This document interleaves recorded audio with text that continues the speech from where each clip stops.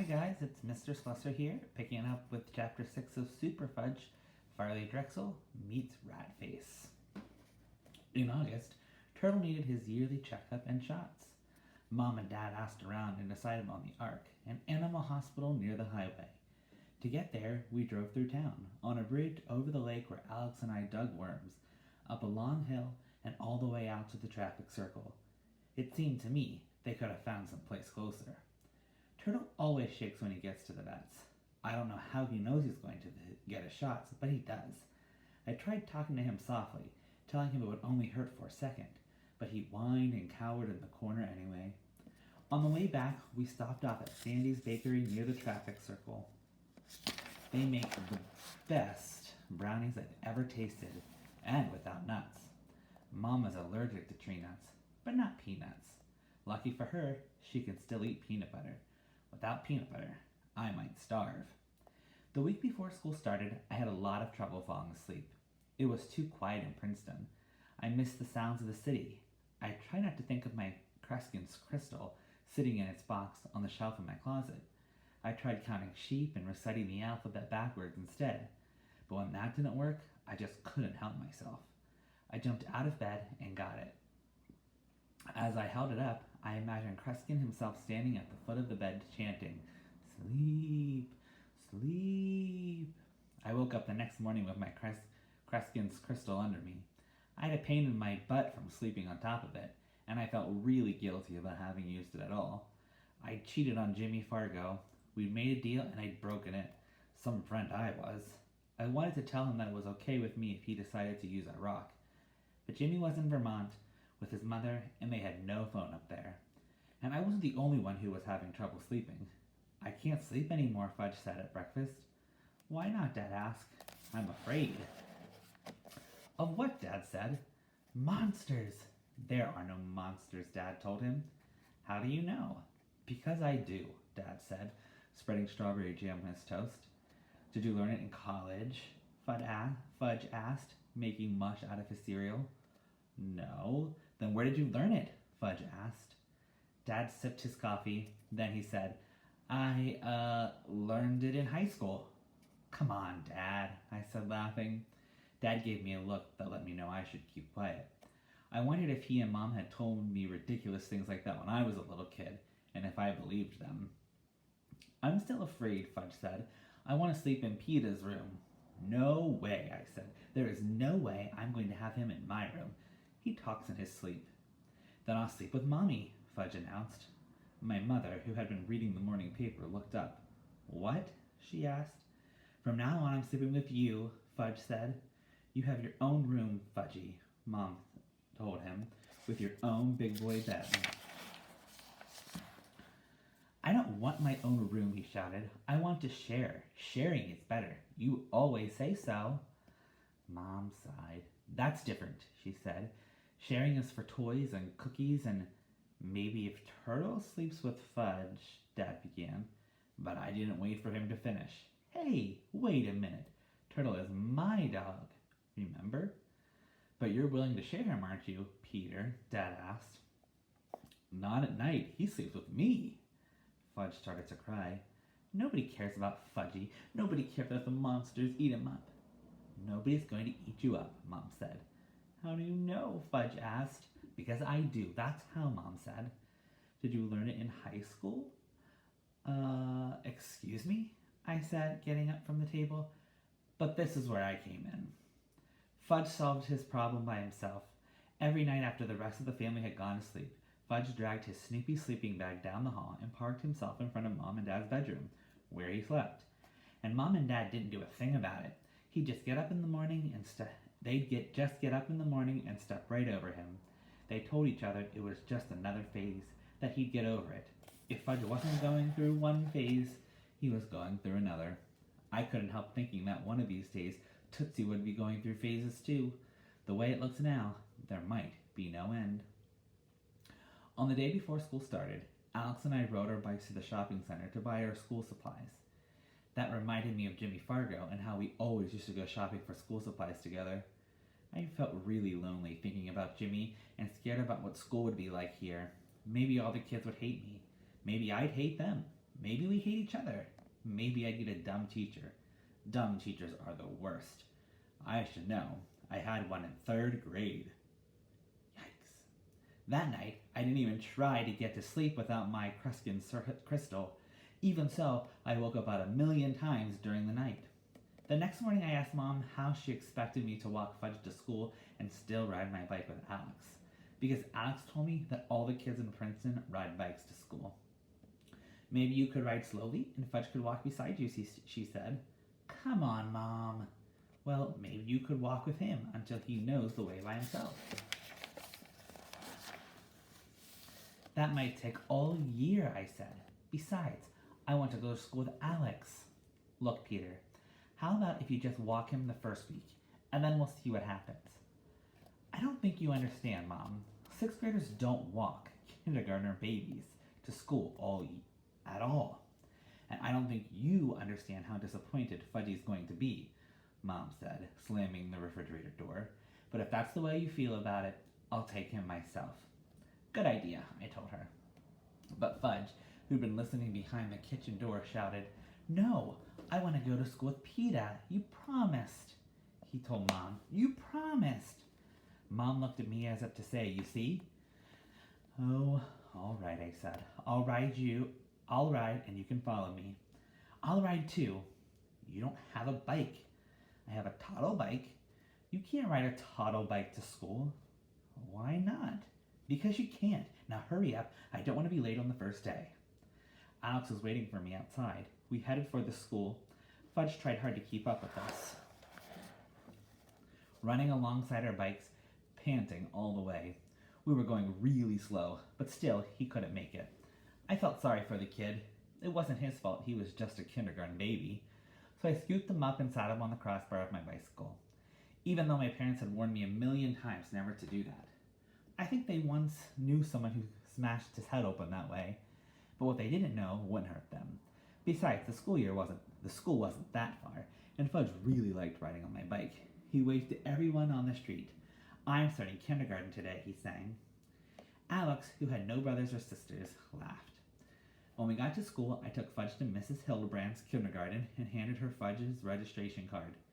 Then I went upstairs with Alex to Mr. Bogner's 6th grade. All the kids were singing, Oh, who owns the school? Oh, who owns the school?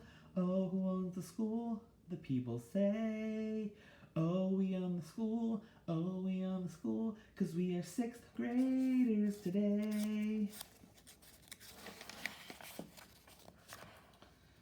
I sat down at a desk next to Alex. On my other side was a girl, about 3 heads taller than me, with long, tangled brown hair. Mr. Bogner wasn't dumb. I could tell right off. I can always tell. First, he told us about his summer. He was an outward bound instructor in Colorado. He taught college kids to climb mountains.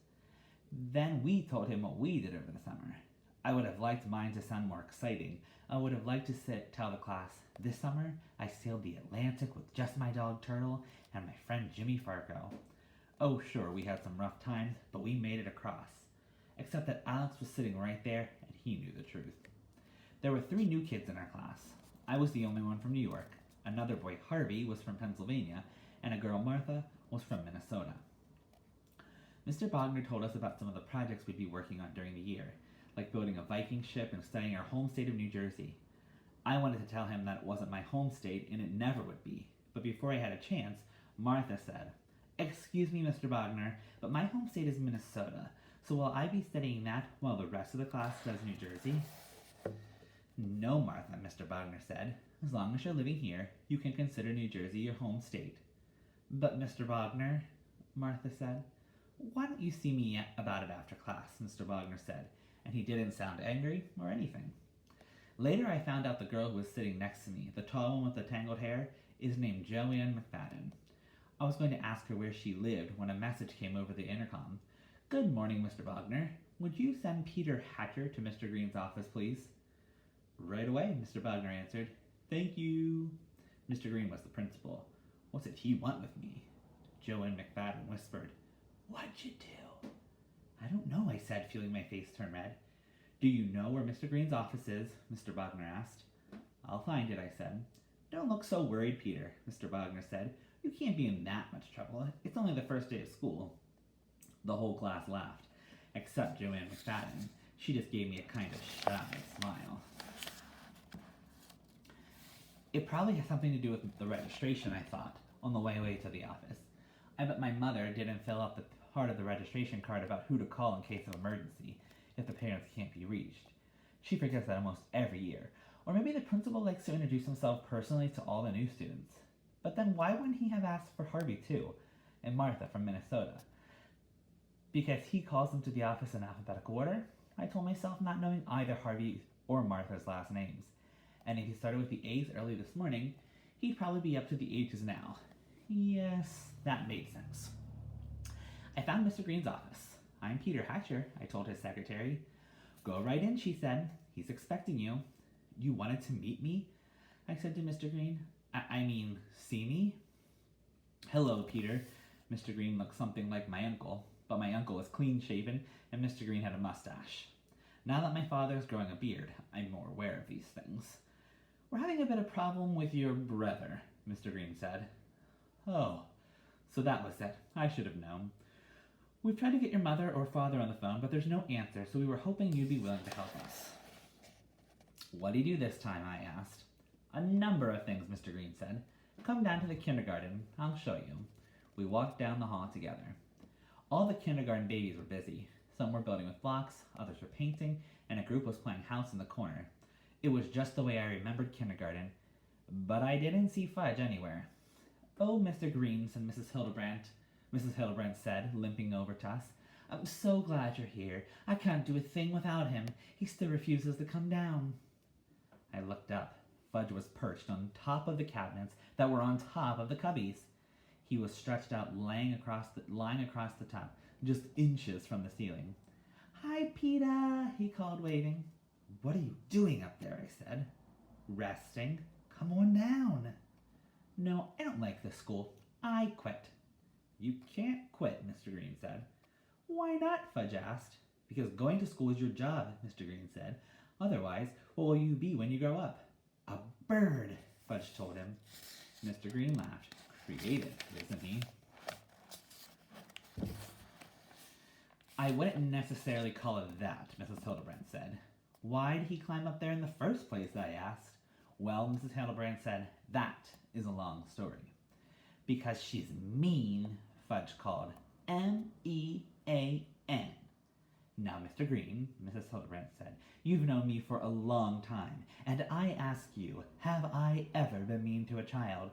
Knowingly, consciously, intentionally mean, especially on the first day of school?" "She wouldn't call me Fudge," Fudge said. "That's why I had to kick her." "He kicked you?" I asked Mrs. Hildebrandt. She held up her skirt and showed me her bruised shin. "And I don't mind telling you," she said, "that I was in great pain. I almost passed out right in front of the children." "Is that when he climbed to the top of the cabinets?" I asked. "That is correct." "Because she wouldn't call me Fudge," Fudge said again. "It's not a proper name," Mrs. Hildebrandt said, "and it's not as if he hasn't got a proper name." "He has. Farley Drexel Hatcher. I told him that I would call him Farley, or I would call him Drexel, or I would call him FD. But she wouldn't call me Fudge." All the little kids turned around, and suddenly the room was very quiet. "That's right," Mrs. Hildebrandt said.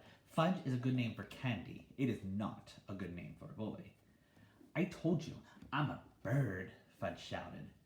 "There is something very definitely wrong with that child," Mrs. Hildebrandt said. "There's nothing wrong with him," I said. "My mother calls him Fudge. My father calls him Fudge. My grandmother calls him Fudge. His friends call him Fudge. My friends call him Fudge. I call him Fudge. He calls himself Fudge." "Yes, we get the picture," Mr. Green said. "I can't imagine a parent actually deciding to call a child Fudge," Mrs. Hildebrandt said. "You don't know my parents," I told her. "Well, that's true, but I think what we have here is a basic personality conflict," Mr. Green said. "So I suggest that we transfer Fudge to Miss Ziff's kindergarten." "Splendid idea," Mrs. Hildebrandt said. "The sooner, the better." "You can come down now," I told Fudge. "You're going into the other kindergarten." Will the teacher call me Fudge? He asked. As long as you want her to, Mr. Green said. And will she let me use the round blocks? Mr. Green looked at Mrs. Hildebrand. I never let them use the round blocks on the first day. It's one of my rules. You can't build anything good without the round blocks, Fudge said. Well, ask Mrs. F, Mr. Green told Fudge, but we do have rules here, and you will have to obey them. As long as I can use the round blocks, Fudge said. Mr. Green loosened his shirt collar and wiped off his forehead with a handkerchief. Hurry up, I said to Fudge. I'm missing important things upstairs. Like what? Never mind, just get down. Fudge climbed down to the top of the cubbies, and Mr. Green reached up and lifted him the rest of the way down. Goodbye, Farley Drexel, Mrs. Hildebrand said. Goodbye, rat face, Fudge said to her. I gave him an elbow and whispered, You don't have to go around calling teachers rat face. Not even if they have one? He asked. Not even then, I said. Mr. Green and I took Fudge next door to Miss Ziff's kindergarten. She was reading Arthur the Anteater to the kids. I could tell that Fudge was impressed. I know that story, he said. Arthur doesn't like to eat red ants. Mr. Green handed Miss Ziff's Fudge registration card. His name is Farley Drexel, Mr. Green said, but everybody calls him Fudge. Miss Ziff smiled at Fudge. And I bet you're as sweet as your name, she said. I am, Fudge agreed. Just ask Mrs. Hildebrand, I said to myself. My brother's school career had begun. Hope you enjoyed Chapter 6. Stay tuned for Chapter 7.